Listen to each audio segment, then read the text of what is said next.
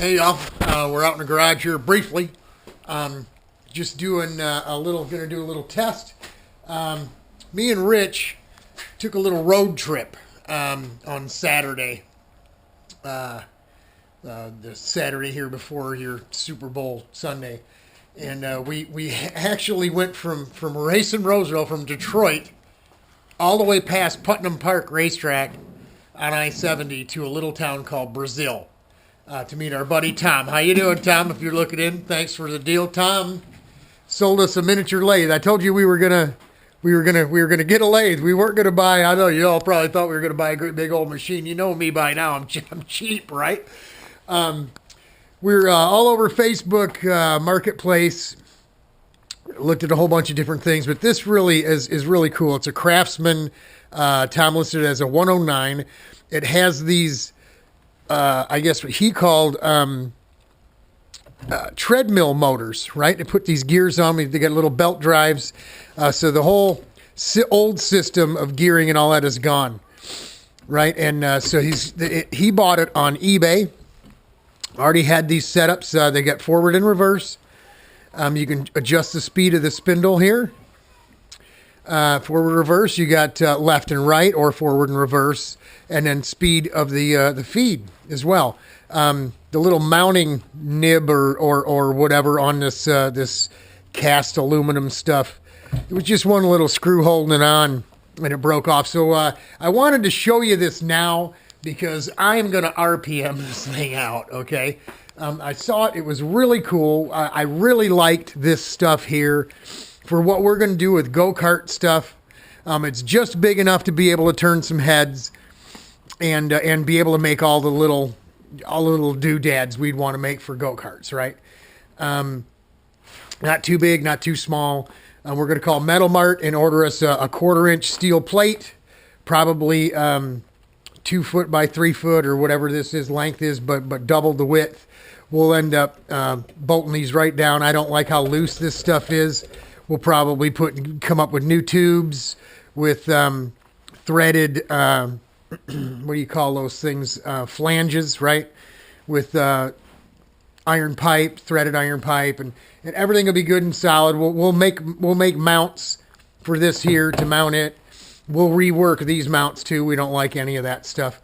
So just wanted to show you because, of course, everyone knows that the RPM colors are orange, so this is blue. That's not going to work for me. So what we're going to do is we're really going to tune up these, clean up the ways real well.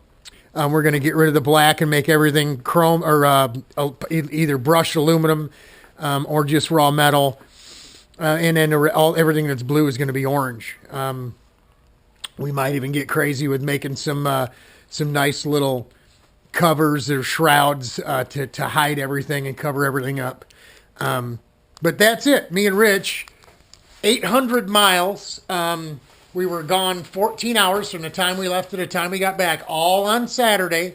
We pulled out from the curb out here in the big Ford at about 6 a.m. We got to Tom's at about 12:30 or so, I think. Hung out for about an hour. He ran us through, all the things, and he gave us a bag full of stuff. This is a 3-jaw chuck. We got a 4-jaw chuck for it. We got end stocks. I mean, all kinds of stuff for the end stock. Just all kinds of stuff that he gave us along with it was really cool. And then he loaded it up for us, and then we drove back home. Like I said, it's a long day. 800 miles, nothing to sneeze at, right? But it was a Saturday, and it was nice for me and Rich get to hang out and be brothers and be foolish and run around buying up miniature lathes. So we're going to work on it here. We're going to end up making, after we get it bolted to the plate, after it's all painted and everything, we're going to make a square tube frame. I like it up a little higher, with my back issue and stuff. So, and then we'll get it over in Richie's garage. We're going to do all the metal cutting and grinding and fiberglassing and all that over there. And over here will be our assembly area, right? This is where we're going to put everything together. So that's it. We had a little issue with the truck that had started when I took the wife to to Cleveland for a business meeting for her company over there. They paid to have me drive her over. So while I was there, I hung out with my buddy Bob in Cleveland. What's up, Bob? How's it going? And on the way home from that trip on the turnpike coming back, we were on the cruise control. And as we went up a slight grade, I felt this brrr, this vibration. Almost feels like you're running across those wake-up strip bumps on the side of the highway. But I'm in the middle of a 4-lane stretch of 4-lane stretch of the 80-90, right? So didn't know what it was at first, and then I read some stuff when I looked more into it, driving around town between 45 and 50, just easing up the speed, you'd feel it. Give her a little gas, and it would disappear. I mean, it would just for a second. So I come to find out when I got back from the road trip with Rich, it did it quite often when it was on the cruise control between 70 and 75 miles an hour going up a little grade. You'd feel it. Sometimes it would shake and then stop, shake, stop, 2-3 times just going up one little grade. And as I told Rich, I thought it was getting more frequent, not worse, more vibrating or more violent, but happening more often. And he agreed. So when I got home Sunday, while everybody was watching the Super Bowl, I was getting rid of my playoff beard, and I was looking up what this issue could possibly be with the F-150s, and it ends up being what they call a torque converter shutter. The thing's got, man, it had 172,000 miles on it when I bought it. But for $6,000 what we paid for it, and it's a 2010, it was still a great deal. The things were blue booking for $15,000, and we only paid $6,000, so wasn't a bad deal.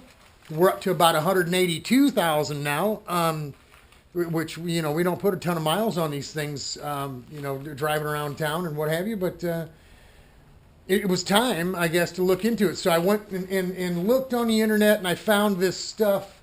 I don't know what I did with the bottle here.